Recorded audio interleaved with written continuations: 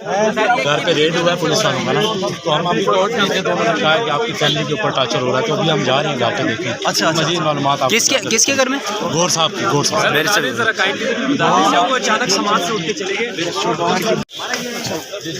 हाँ बेटे। अच्छा भाई जी अभी तक कोई खबर नहीं है। वो ये हादसा हुआ है, अभी वो कोर्ट में मौजूद थे, यहीं पे हमें खबर मिली है। वो यहाँ से जल्दी निकल गए। हम वक्त से पहले कोई ऐसी बात नहीं करना चाहते। अभी उसका ना हम किसी पे वो आप उसका वेट करें, ना हम कोई उस पे किसी पे इल्जाम लगाना चाहते। नहीं, इल्जाम नहीं सर। कौन से घर पे? इस्लामाबाद में या अबाई? हमें खबर इतनी इस्लामाबाद वाले घर पे हुई है या अबाई? क्या खबर मिली है सर, ये बता दीजिए। सर खबर आई क्या है? कोई रिलेशन फैमिली पे हमला हुआ है, पता नहीं है केस शुरू हुआ है क्या। वेट करें, हम आपको सारा बताएंगे। आपको बताएंगे। जी देखिए